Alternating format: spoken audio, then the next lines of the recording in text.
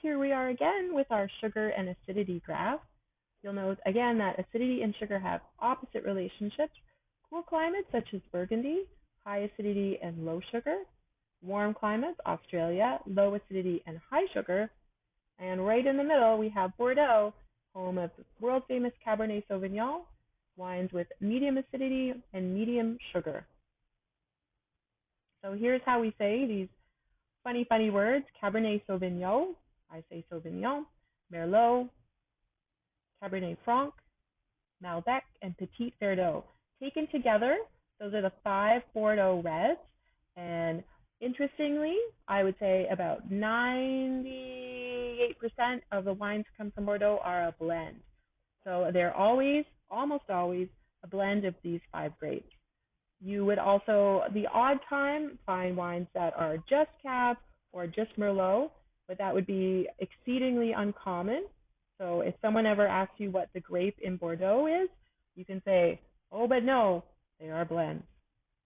Also important, but not as important, would be the major whites, Sauvignon Blanc, as well as Semillon. So any white Bordeaux that you'll come across, definitely not as important as Bordeaux reds, would be a blend of these 2 grapes. So we started out with Cab, we talked about the 5 Bordeaux grapes, we talked about Bordeaux climate, and now we'll move on to Merlot. So Merlot, depending on your perspective, is either Cabernet Sauvignon's big brother or little brother. For most people, though, Merlot is sort of the second fiddle to Cabernet Sauvignon. There's a lot of Merlot drinkers out there, but most people in the world would probably say that Cab is the most important grape. So deep dark color here with Merlot. And you'll notice too, deeply colored berries close together. That can often give us a little bit more tannins too when we do have berries with thicker skins. So Merlot does okay in moderate. I don't always want to drink Merlot from moderate climates.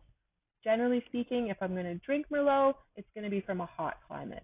Merlot in particular does need a lot of warmth and heat to ripen.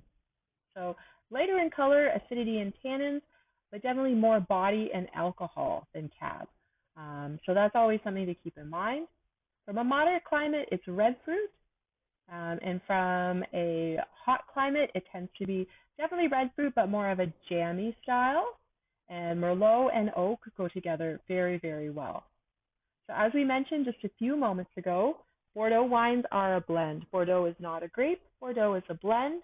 It's a blend of up to any of those 5, Cab Sauv, Merlot, Cab Franc, Petit Verdot, and Malbec. So Bordeaux, blend, blend, blend. In France, the blend is referred to as a cuvée or assemblage. And here we are again. Here's our Bordeaux reds.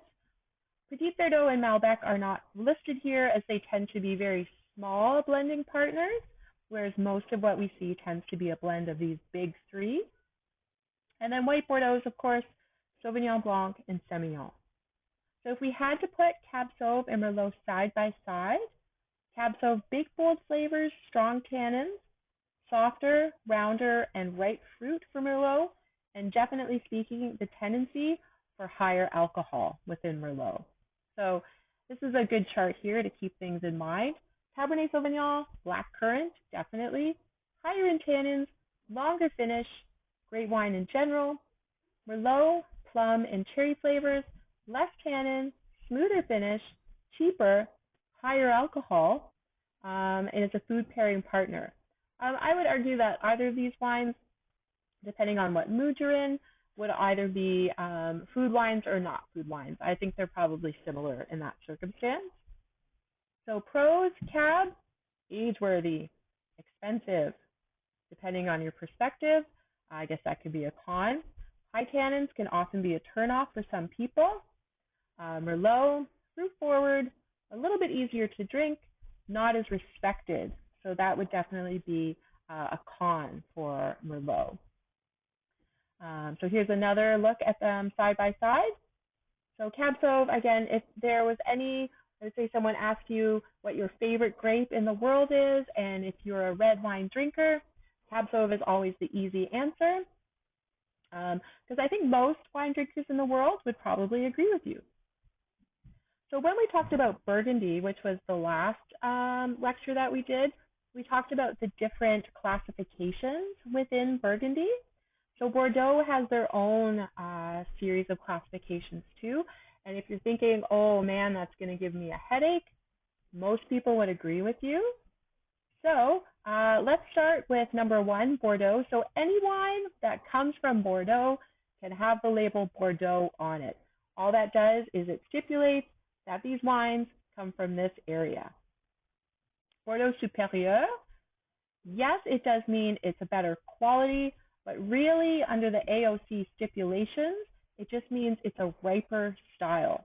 Simply refers to a higher alcohol content.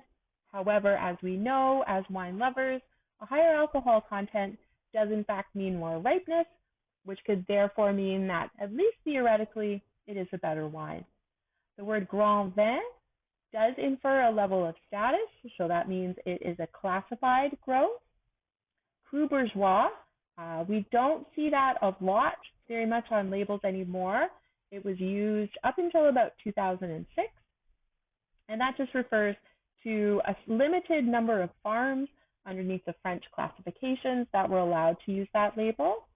And lastly, Grand Cru Classé. Grand Cru Classé refers strictly to right bank Bordeaux as opposed to left bank, and there is a classification.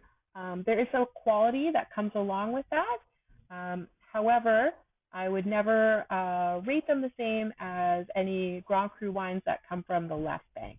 So although important, not altogether very important. So here's a look again.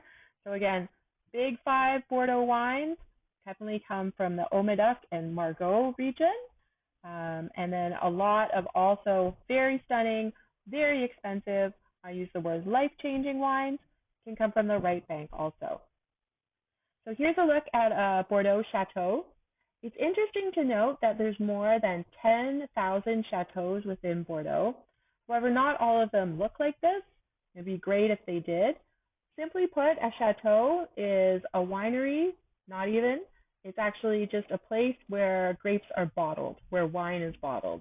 So some chateaux absolutely look like this, but if you see the word chateau on the label, it by no means that there is a castle involved. It's simply a place where wine is bottled. In most cases, a winery, but not always. So looking here at also big reds, Grenache, Syrah, Mourvèdre, and Cinsault. So while we started our trip in Bordeaux, now we've traveled across the country and we're into southern France, so into the southern Rhone Valley. So you'll note that's a coastal area towards the southeast corner of France. So in particular, the Rhone Valley is of absolute interest to us if we're looking to buy good quality French wines and we're looking to do that on a budget. You're going to see a lot of Rhone wines on wine lists, mostly for the reason that they tend to be a little bit more inexpensive. And I'm speaking specifically about wines from the south as opposed to the north. So Rhone Valley, north and south. In the north, you're going to drink wines from Syrah, and from the south, they tend to be blends of Syrah, Mourvèdre, and Cinsault. Big difference climatic-wise in terms of north and south. Moderate climate, so they do have winter, absolutely. They do have snowfall. They do have 4 seasons, the same way that we do here. Whereas in the southern Rhone, hot climate. So northern Rhone, always Syrah. Southern Rhone, always a Grenache blend. And increasingly, I would say, southern Rhone wines, more and more common to be found on dining room tables and other tables. And northern Rhone wines, absolutely important, absolutely delicious. However, generally speaking, less well known and more expensive. So Syrah, Syrah, Syrah, Grenache, Grenache, Grenache. Here's a look at some of the most famous vineyards in the world. So you're going to note a super steep mountainous hillside here. And what they're growing is Syrah. So this is at the very northern end of the Rhone Valley, producing Hermitage. And this, for a long time, used to be one of the world's most famous wines. It's still fantastic. It's still delicious. I would just argue that I think Côte-Rôtie, which is the neighbor of this region, it's just to the south, also a huge place for Syrah production, is probably now a little bit more famous than the top end, which is Hermitage. Syrah, hot climate, light in color, full-bodied, high alcohol, strawberry and white pepper would definitely be the big terms and the big expectations from this wine. Whereas Grenache, deeply colored, high tannins and acidity, whereas a black character, chocolate character, and black pepper would be what we would commonly expect from Grenache wines. So big news here in the Southern Rhone is Châteauneuf-du-Pape. Châteauneuf-du-Pape is always a blend of 13 varieties, anything labeled as Gigondas, Bacchus, Lirac, also definitely has an expectation of quality. Côtes-du-Rhône Village, definitely an expectation of quality, however lesser so than the wines above it, whereas Côtes-du-Rhône tends to be easygoing, sit on your back patio, or even entertaining people that don't really know a lot about wine, or maybe that you don't want to necessarily have them come back to your house. So big bold reds, medium to high tannin, medium to full body, Cab Sauv, Merlot, Syrah, Grenache, Cinsault. These are all big names in the wine world, and they produce big bold reds. So here we have definitely a lot of big bold reds coming from this area. I wouldn't necessarily know that they are incredibly well known, but that is to say that there's a lot of decent value to be found in this part of the world. Big bold reds. Let's talk about Australia. The Barossa, super hot climate. McLaren Vale, hot climate, very humid. Hunter Valley, regions just outside of Sydney, producing spectacular wines. And again, in a hot climate. So Australian wines, generally speaking, big, bold reds. Australia, again, southern hemisphere, winter is summer, summer is winter. Interesting to note that they have some of the oldest wines in the world. They've not had phylloxera. Phylloxera was a devastating insect that moved its way across the wine world, starting in Europe and ending up in the US. And what they ended up having to do was change the entire way that wines and grapes were planted. Some of the regions that were not taken apart because of phylloxera, Australia here as noted, also places in Portugal, and also places in Chile due to their virtual isolation. So again, Australia, big wines, hot climate. Here is a look at grapes in Australia. So because of that hot climate, you'll notice that the grapes and wines are definitely spread far apart. You'll notice the soil, it is not a rocky soil, it's more of a sandy clay soil. So what that means is that when the grapes are further apart, that vine is able to not use as much production.